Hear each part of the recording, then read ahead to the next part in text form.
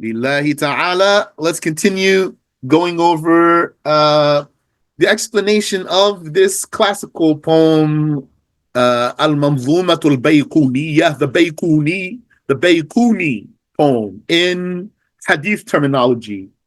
And let us review again. Maybe, inshallah, we can just read from the beginning of the poem every time as a review. And inshallah, to help us memorize the metin also. And so the author says, let's see how far we got. أبدأ بالحمد مصليا على محمد خير نبي أرسلا.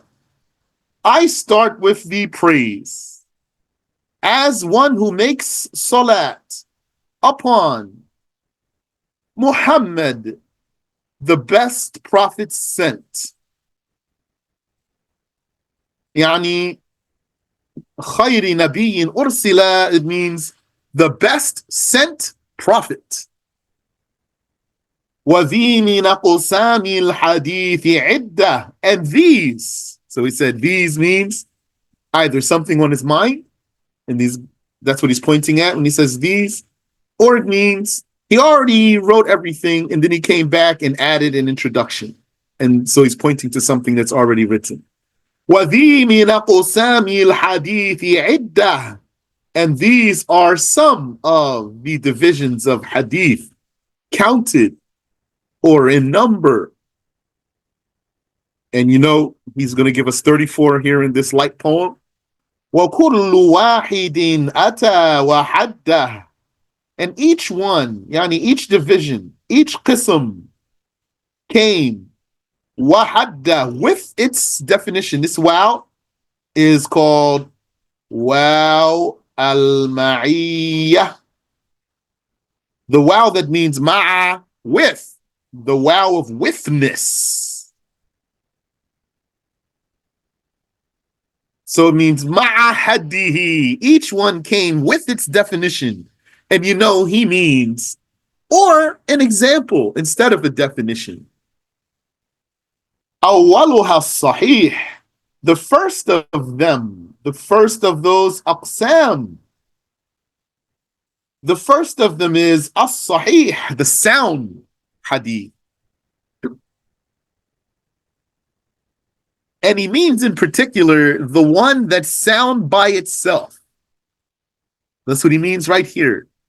He doesn't mean the one that's not sound by itself, but by some outside influence is sound by something else. No. This one is the one that is independently sahih. What is it? Huwa wa huwa wa huwa wa huwa. Notice the sukoon on the ha. So don't say wa huwa, that actually will break the beat. Say wa huwa wa huwa. وَهُوَ مَتَّصَلْ, and it is what? It is what? It is ma, what? Ittasal, connected. Yani, ittasala. But there's a sukoon there because this is a poem. The poet was enabled to do that. Ittasala isnaduhu. Yani, its chain. Ittasala isnaduhu. Its chain was connected. That means there are no missing people from the chain.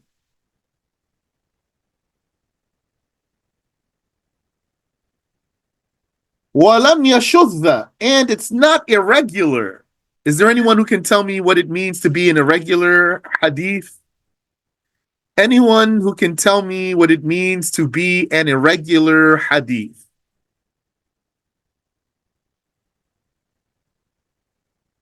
Five, four,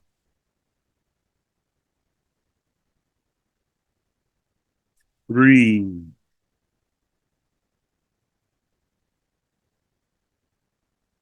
two, one. So lam yashudha means, oh, someone said something. Let's see here.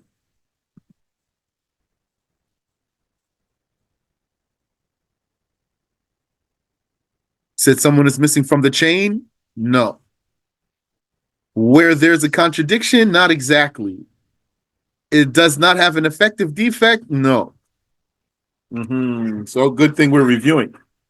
But I will draw to your attention, you said it did not go against another authentic hadith. Yes. That's better. It did not go against another authentic hadith means it lam yashuv. It's not irregular. So irregular means goes against another authentic hadith. Okay, that's close. So what is called in Arabic? It's called hadith shadh. Hadithun shadh.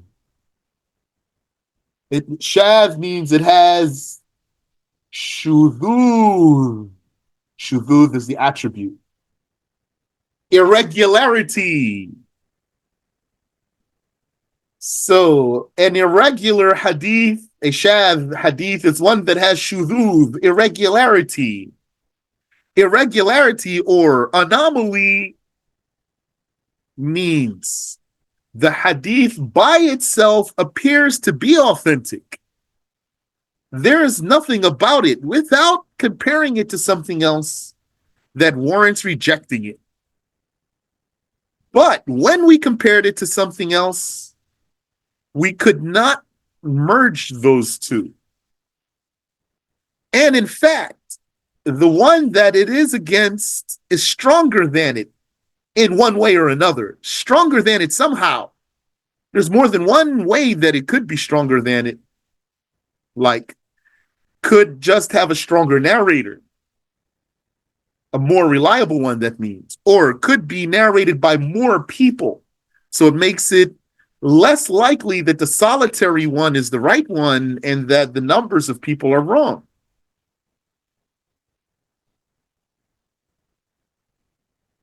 So because of this shudhuz, we cannot accept the hadith.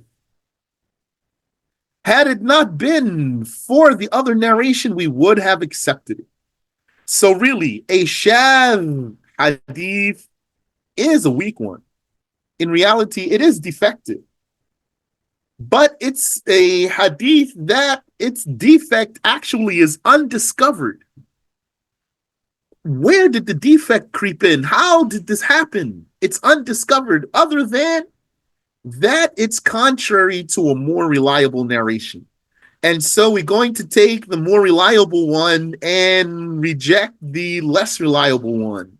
And we're going to label this less reliable one as shadh, irregular, or anomalous. And we know that it is truly not authentic hadith, not sahih hadith. So the sahih is mattasal isnaduhu walam yashudh aw yu'al, is what its chain of narration was continuous and was not irregular. Lam yashudh, that's the verb, lam yashudh. The past tense is shadha, and the mudari' is yashudhu. Yashudhu. So the author said, lam yashudh. Lam yashudh was not irregular. That's a condition. Oh, yu'al, nor defective. So why irregular is not counted under defective? Because its defect is undiscovered. Its particular defect is undiscovered. And the yu'al means was not ma'lul. Was not ma'lul. Was not defective.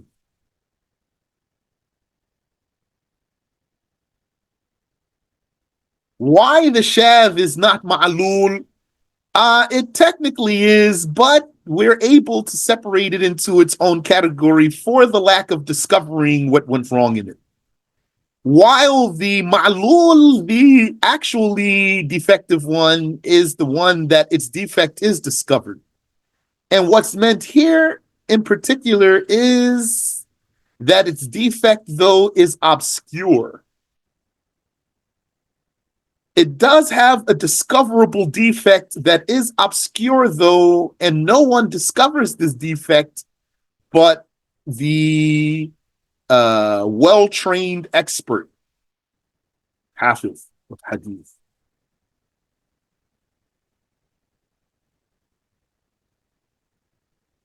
So how many conditions is that?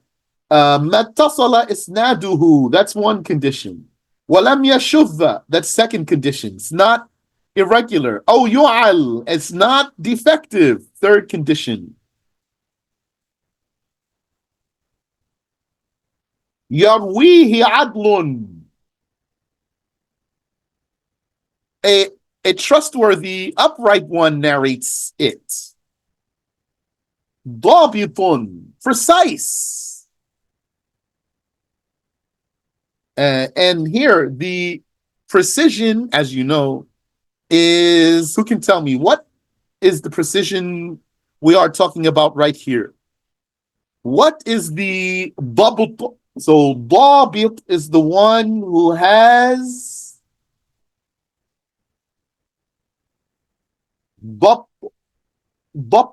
precision or accuracy. What is the dabt that we are discussing here? 5, 4, 3, 2, 1. The dabt here is what's called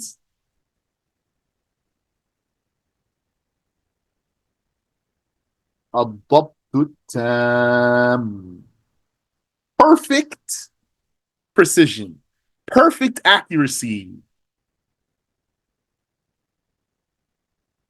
The complete recollection of the hadith. Yes. Someone said documentation, not the documentation. Not the documentation precision. Rather, this one is the recollection precision. That's a nice word, recollection. The memory precision.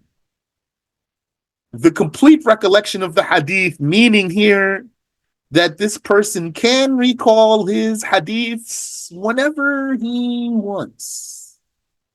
But don't take that statement to be the, don't like imagine that statement to be referring to a hadith that you memorized. Maybe you memorized, Kan Allahu walam yakun shay'un ghayruh. Maybe you memorized, Kan Allahu walam ma sha Allahu kan wa ma lam yasha lam yakun. You can remember this whenever you want. No, you're not talking about this.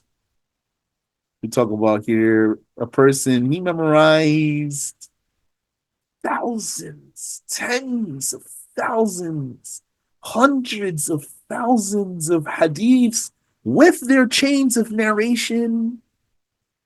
He can recall any of that whenever he wishes.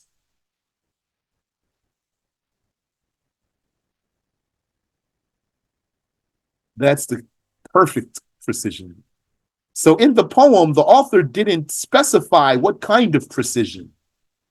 And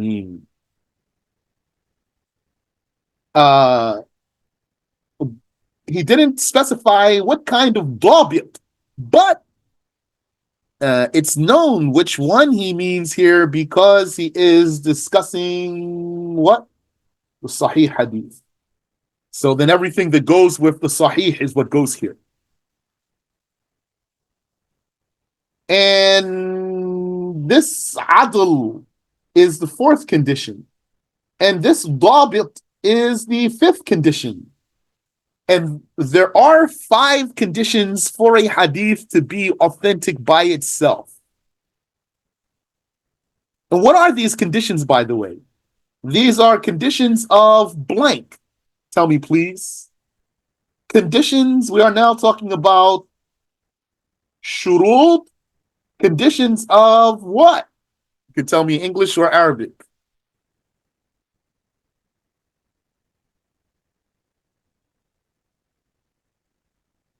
5,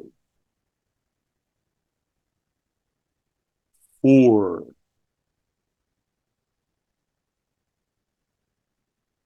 3. Yes, the question is these 5 here: continuous chain of narration, lack of anomaly, lack of defect, being narrated by an upright one and a precise one. These 5 conditions, shurut, these 5 conditions are conditions of blank. What fills that blank there? Shurut, ماذا? Shurut, ماذا? Conditions of what?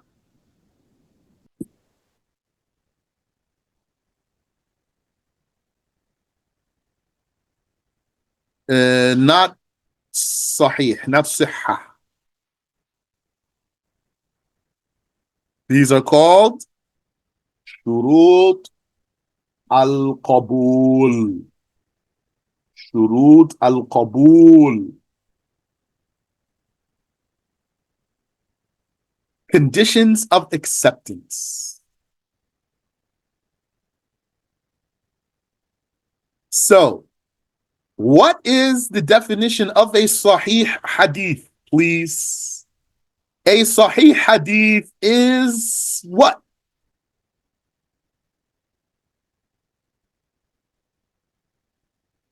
Why? You said you thought these are conditions for being sahih? And these are, if I said that, then that's just loose term. But most accurate term is this one I just told you now. Shurutul qabul, conditions of acceptance. So what is the definition of a sahih hadith? Tell me, please. 5, 4, 3,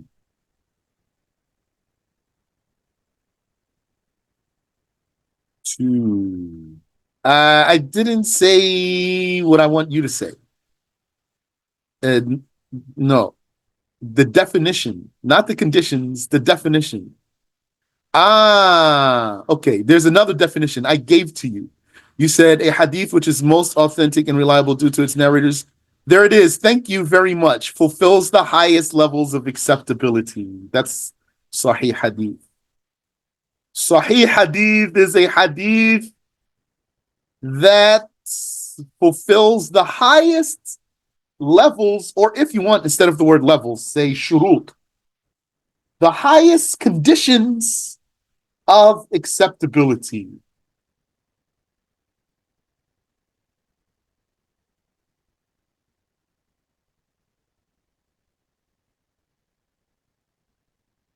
Inshallah, I'll show you the definition. It's in the book.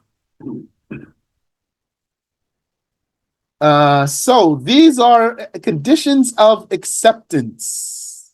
And a Sahih hadith is a hadith that fulfills the highest conditions of acceptance, or has the highest conditions, fulfills words. The highest, fulfills the highest conditions of acceptance. Connectivity of the chain, lack of anomaly, lack of defect, confirmation of trustworthy one, and confirmation of an accurate one. Each one is accurate.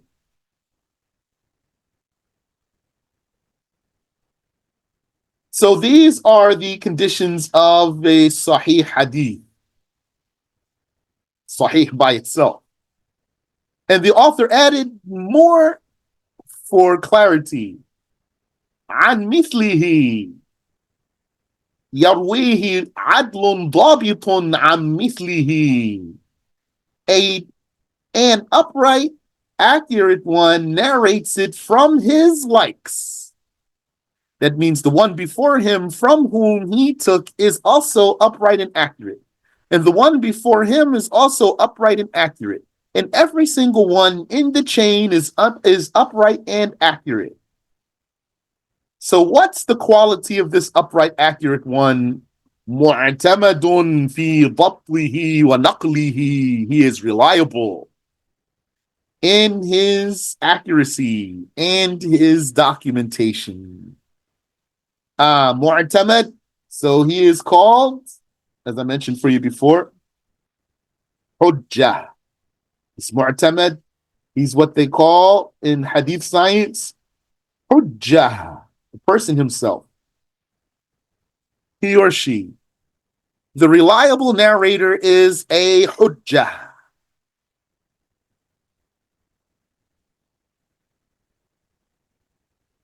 Okay, so that's Sahih Hadith. He goes on, وَالْحَسَنُ الْمَعْرُوفُ طُرْقًا وَغَدَتْ رِجَالُهُ لَا كَالصَّحِيحِ اشْتَهَرَتْ. And the Hasan, fair Hadith, is al-ma'rufu turqan, the one with known pathways, though we know that multiplicity of pathways is not a condition for husn, for fairness in a hadith. وَغَدَتْ رِجَالُهُ, and its men became لَا كَالصَّحِيحِ, not like the men of Sahih, اشتهرت, famous.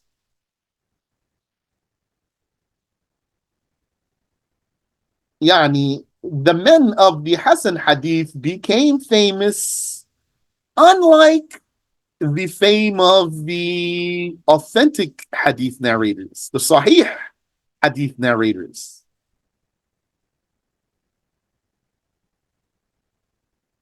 Unlike them, how? In the accuracy. So they have less accuracy. Yes, I can explain. Inshallah. Let me clear some of the clutter away here.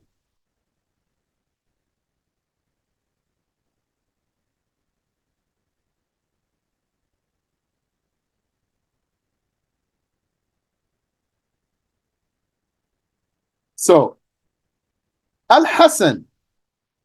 Wal-Hasan. What is it?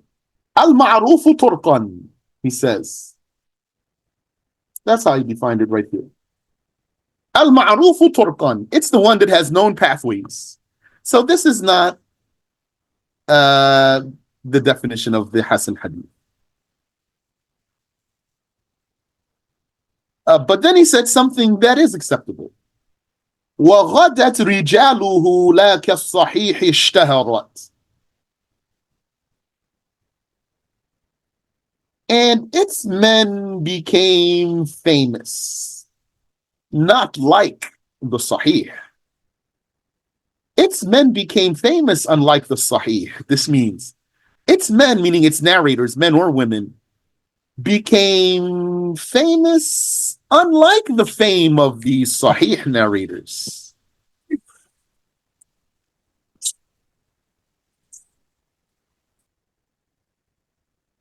Unlike the fame of the Sahih narrators. And what's meant by their fame here is their accuracy.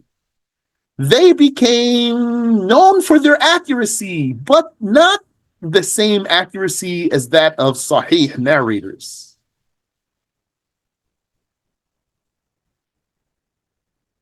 Rather, their accuracy is less. And their accuracy is the documentation accuracy, which means they have accurate notes, accurate logs. Your notes, that's your logs, your own logs of your knowledge that you documented. How well you take notes. Are your notes very bad? You write only what you select to write. You write only what's interesting to you. Many things pass that you don't write down. Not so nice. Or can you write every single thing in the lesson? Takes practice if you can't. It's achievable. And when you do that, you're going to keep writing even when your hand is hurting.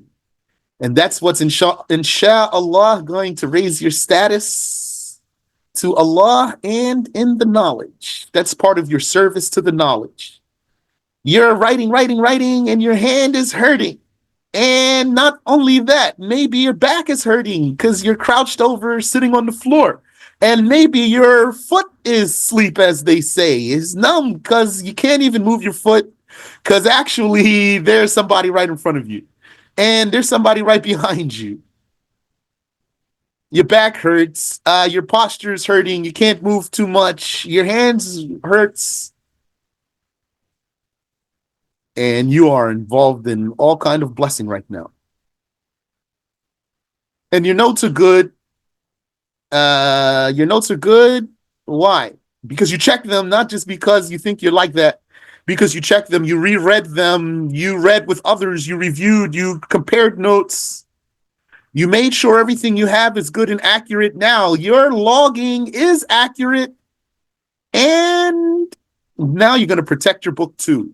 So you don't leave it sitting anywhere and you don't just hand it off to any person. Rather, you protect it. This log, this journal of yours here that has your religious notes, this is invaluable. Worth more money. Yeah, there's no price you can put on it. Even if it's raggedy. You got raggedy book, but in that book you have all your harakats, all your notes, everything, and checked. Oh, it's so precious. May Allah make it heavy for you in the scales. Ameen.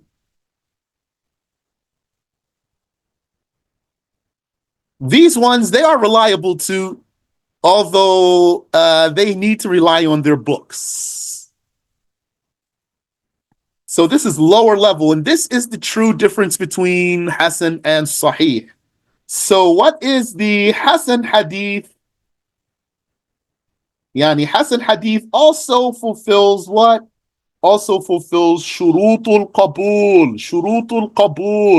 conditions of acceptance.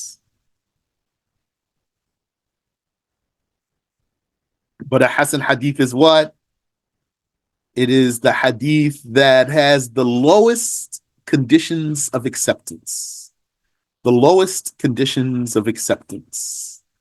And what that amounts to is having its narrators having that inferior status of accuracy. But it is accuracy.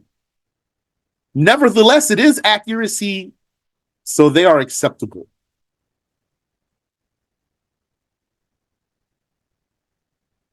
So it's the same 5 conditions. But with the adjustment of what it means to be dabit.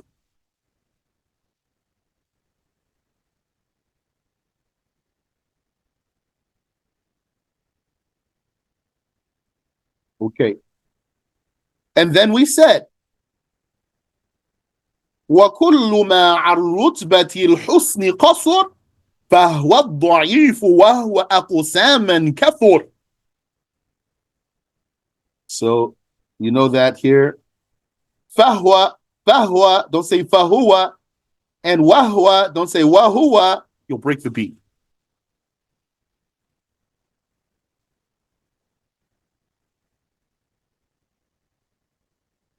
And all of what from the rank of fairness falls short, then it is weak. And it is in divisions, or it has in divisions multiplied. We talked about why there are so many kinds of weak hadiths. We mentioned that more than once. So what is a weak hadith? It is a hadith that misses one or more of the conditions of acceptance.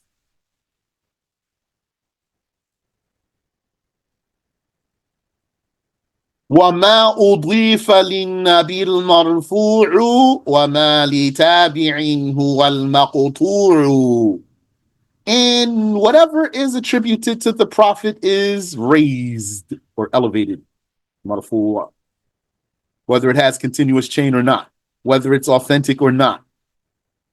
Meaning that's not the point of being marfu'. Continuous chain or not is not the point of being marfu'. That's what we want though. Authentic or not is not the point of being marfu'. That's what we want though. وَمَا لِتَابِعٍ هُوَ الْمَقْطُوعُ. And anything attributed to a successor of the companions is maqtu', is severed. And actually, it's for a tabi'i or beyond. A tabi'i or beyond. Not just a tabi'i. Yani, you have three levels here. Marfu', what's attributed to the Prophet. Alayhi salatu wassalam. Mawquf, that the author didn't talk about yet. What's attributed to a sahabi, a companion. And maqtu', what's attributed to a successor of the companions and anyone after them. But the author only mentions the successor. So you might get the impression that a maqtu' is a report of a successor of the companions, fahasib, and that's it. Which that's not the case.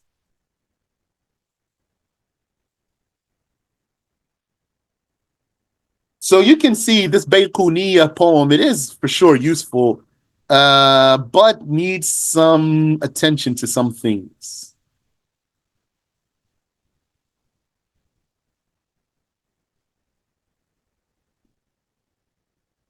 والمسند المتصل الإسناد من. So here, there should be Hamza here.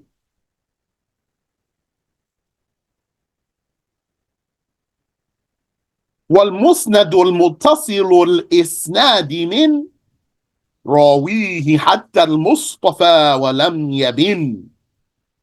And the musnad is, we're going to say, the linked hadith is what is connected, what has a connected chain from its narrator, yani from the one at the end of the chain who's narrating. Hatta al-Mustafa, until the selected one. Walam yabin, without interruption. There's no one missing from the chain. That's called, if it's attributed to the Prophet with a connected chain, that's called musnad.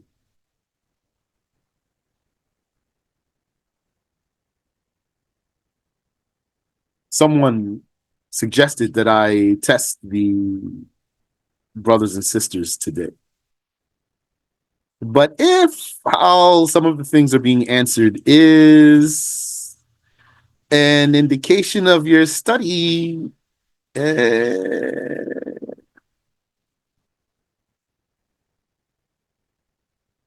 Allah help us all to improve. Ameen.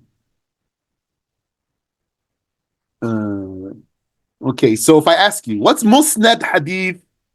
You need to tell me what? Tell me now. The musnad hadith is what? 5, 4, 3,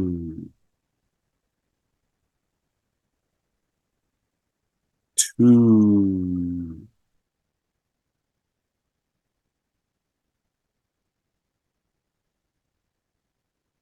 1. The musnad hadith is a hadith attributed to the Prophet with a continuous chain. So let's look here. You have 3 words. You have this word,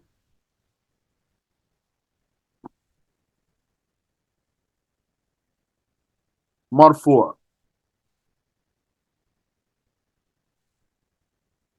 Marfu'. And you have this word, muttasil. And you have this word, it's bad.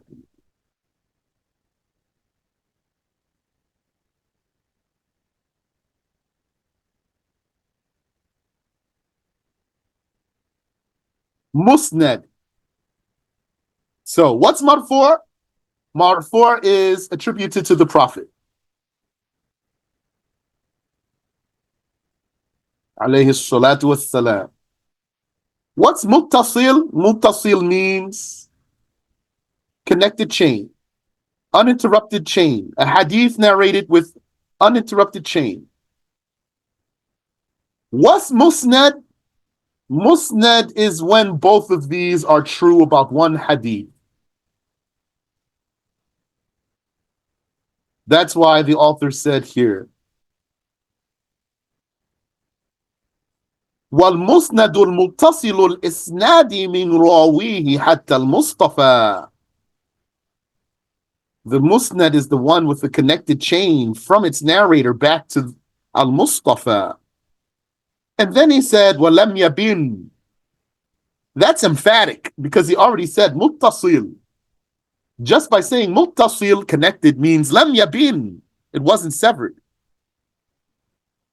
But he said muttasil, and he said lam yabin.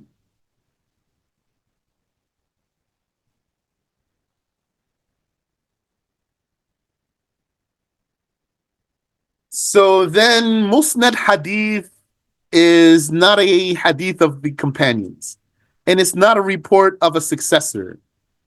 When you say this is musnad, unless you qualify your statement and you say this is musnad back to such and such sahabi, this is musnad back to such and such tabi'i.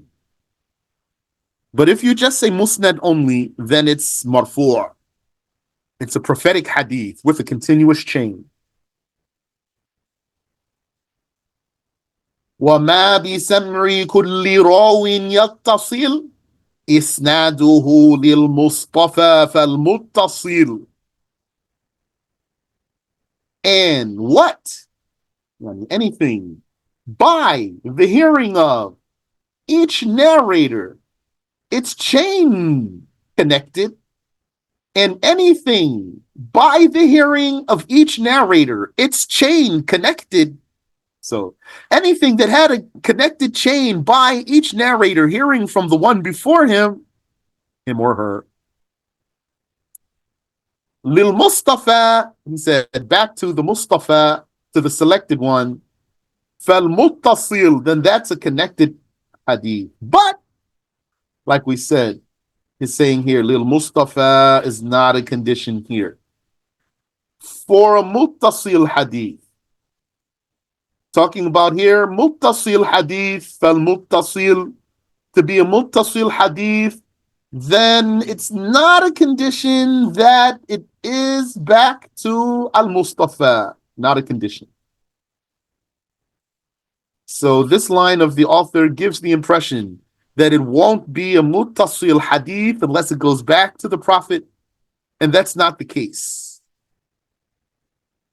It will be a muttasil hadith back to anyone, as long as it has a continuous chain of narration. And if it is a muttasil hadith back to al-Mustafa, then it's going to be called musnad.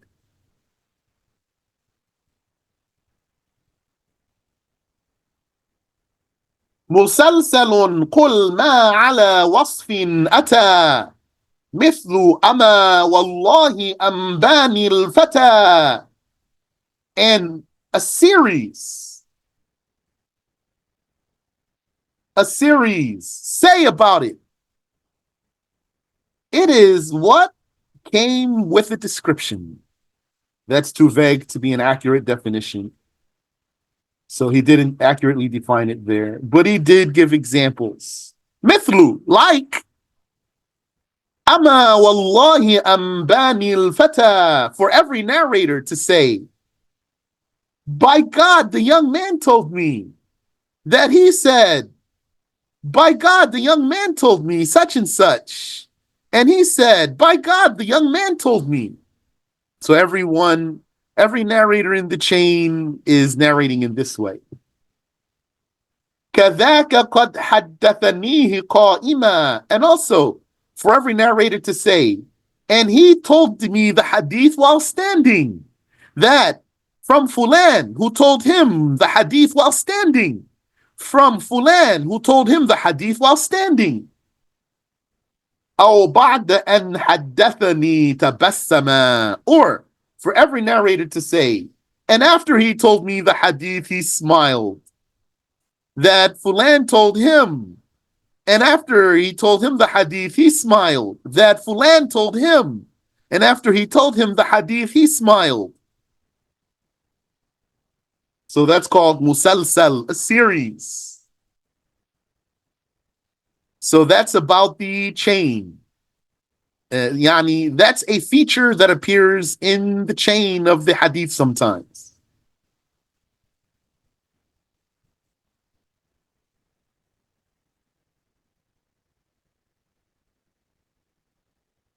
عزيز مروي اثنين أو ثلاثة. Aziz means rare, or it means supported. It is marwi ithnain, the narration of two.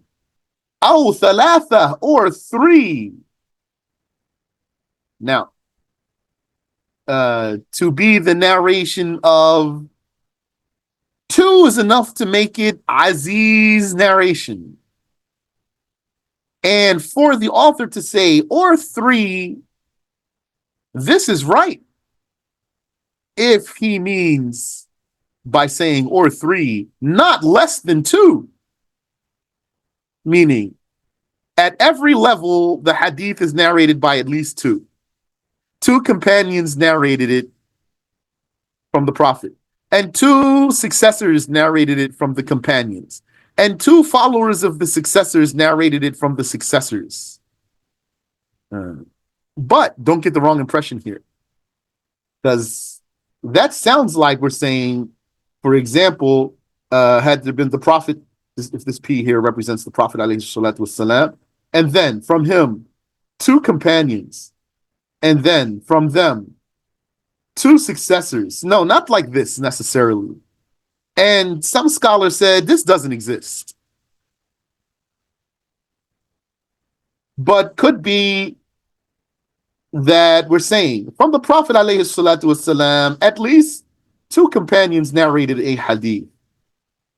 And it could be from each companion there's someone. So it could be a successor narrated, two successors narrated from a companion. And maybe one or two successors narrated from another companion. So is it true here that at each level there's at least two narrators? Yes, it is true here that at each level there's at least two narrators. So this would be Aziz. Not less than two narrators at every level. And so if you explain the author's statement like this, then it's not contrary to the famous terminology. Then it won't be contrary or against the famous terminology. And what I mean by famous terminology is that don't forget that, like other religious sciences, the terminology of this field eventually settled. It means at first the scholars did not have as uniform or a unified code, unified. They did have unified system. I'm talking in the words, though. I'm talking about the words, not the method. Their method's the same method. But their words, their terms were not yet all uniform. That's why, for example, you'll find a report from Imam Ash-Shafi'i. He will say, this hadith is Hasan. He means, and the hadith is a Sahih hadith. And he doesn't even mean that it's not Sahih. It's just that at that time, the terminology didn't, as they say, didn't catch up yet. Was not yet updated to what came to be. So that Ash-Shafi'i's terms at a later time would equate to mean that Ash-Shafi'i was saying this hadith is Sahih.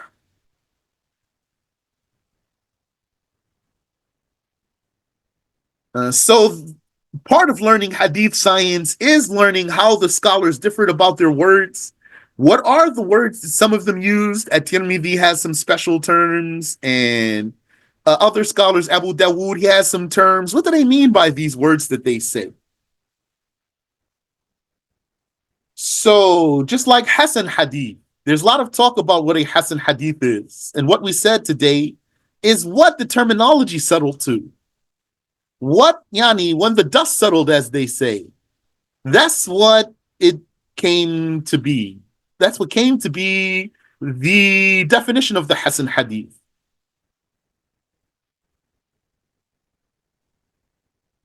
So if we explain the author's words here about Aziz, like what we said here, that the Aziz is a hadith that does not have less than two narrators at every level, then what he said here is not contrary to the famous terminology. But if he means that if a narrator has three narrators at every level, then you can call it Aziz, then this is contrary to the famous terminology.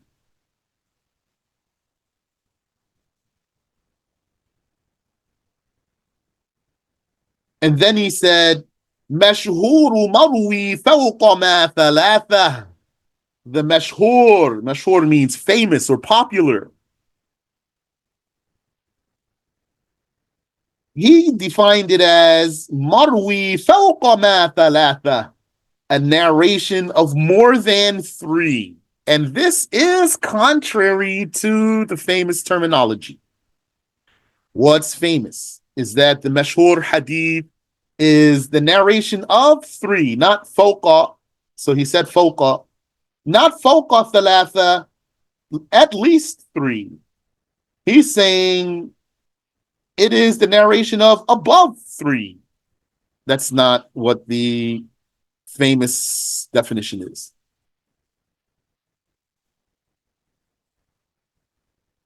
And you should know that when you say famous hadith, sometimes you mean merely popular in a literal sense, that lots of people know it.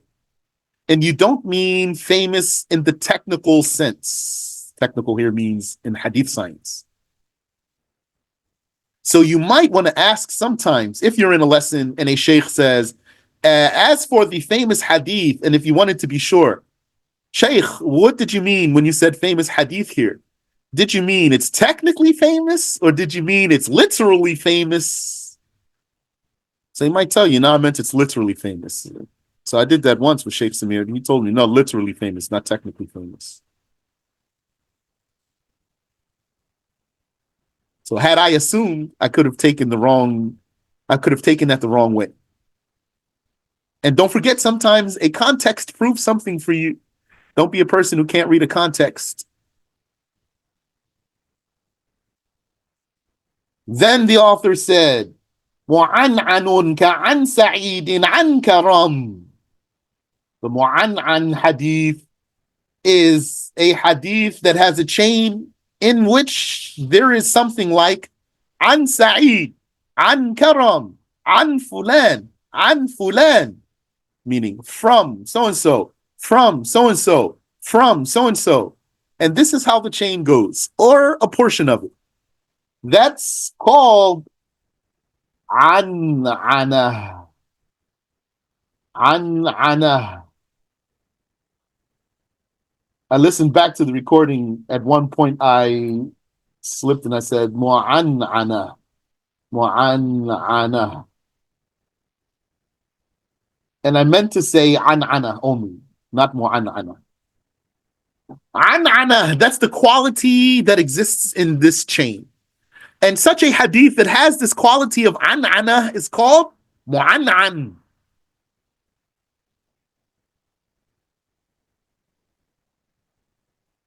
And we talked about that. Is it a continuous chain or it's not a continuous chain? And what did Al-Bukhari say here? And what did Muslim say here? So you can review that. And that's where we stopped. And so with a little bit of time we have left in our session, that was a good review, mashallah. Let's see if we can fit one or two more in a summarized way. The author then says, وَمُبْهَمٌ مَا فِيهِ رَاوٍ لَمْ يُسَمْ. So that's where we are today. وَمُبْهَمٌ مَا فِيهِ رَاوٍ لَمْ يُسَمْ. So if you read the whole line together, you would say, مُعَنْعَنٌ كَعَنْ سَعِيدٍ عَنْ كَرَمٍ وَمُبْهَمٌ مَا فِيهِ رَاوٍ لَمْ يُسَمْ. The mu'an'an is the one that its chain is like an Sa'id, an Karam. And the mubham means vague or ambiguous. So if you want vague, yani ambiguous. That's what the word mubham means. Undetermined. It is the one that has a narrator unnamed. Ma fihi rawin lam yusam. It is what there is in it, a narrator unnamed.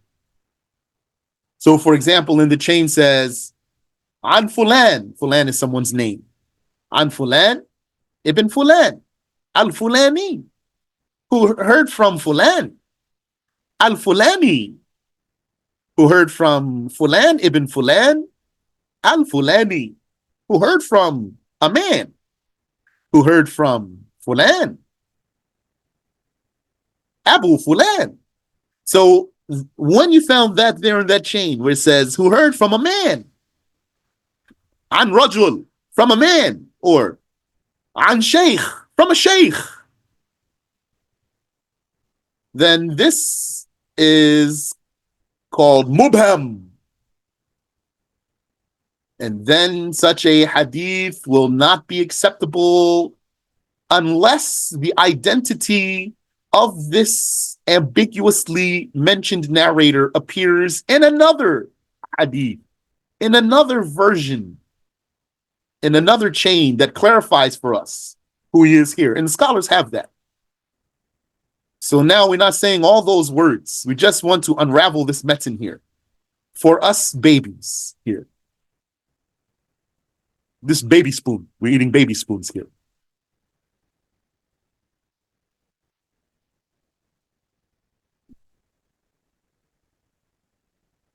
But you should know that if the unnamed person is actually in the story of the hadith, there's no problem. Like if the story was a man came to the Prophet or a woman came to the Prophet, sallallahu alaihi wasallam, this has no effect, no problem here. The issue is going to be when that's in the chain. You're going to ask somebody one day, who you heard that from? He's going to say somebody. And who? He's going to say, why? What matter to you? Because I want to verify what you are saying. Well, you don't even know who he is. Khalas, I don't want to know now. Keep it to yourself.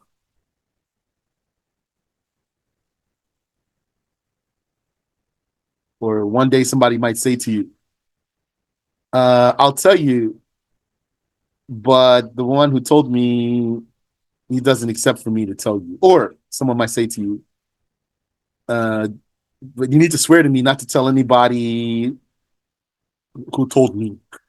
I'll tell you, but swear that you won't tell anybody who told me. So when you find someone talking like that, you might be suspicious.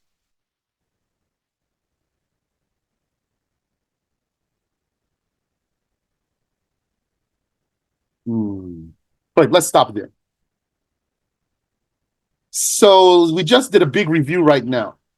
And we just added one more type that we didn't talk about last week. So next week, bi'ithnillah, let's just start from here, the next line. How many lines do we have, by the way? Let's just count them real quick so we can see. If you didn't know, I like scribbling all over the stuff. It's fun. We have here 1, 2, 3, 4, 5, 6, 7, 8, 9, 10, 11, 12, 13, 14, 15, 16, 17, 18, 19, 20, 21, 22, 23, 24, 25, 29, 30, 31, 32, 33, 34. 34 lines. So that's a very small poem. You see, that's over 2 pages. That's over 2 pages of a small book, though. So if the page was just bigger, you could fit the whole thing on 1 page. So you definitely want to memorize that. How are you feeling about being a student of knowledge these days? Are you feeling more ambitious about your studies? Do you want to be a bona fide student? Do you think that you need to enter a Mahed to be a student of knowledge? You don't. All you need to do is study consistently. Go to classes consistently. Take your notes, ask your questions, study your knowledge, and memorize your texts and memorize your proofs. If you can, memorize your whole notes, whatever you wrote. Memorize your notes themselves.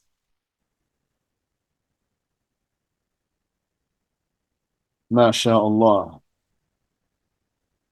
There was something, Yani, I'd like to share it with you for the sake of Allah. There was something I feel like was what was like for me when I think about my own case.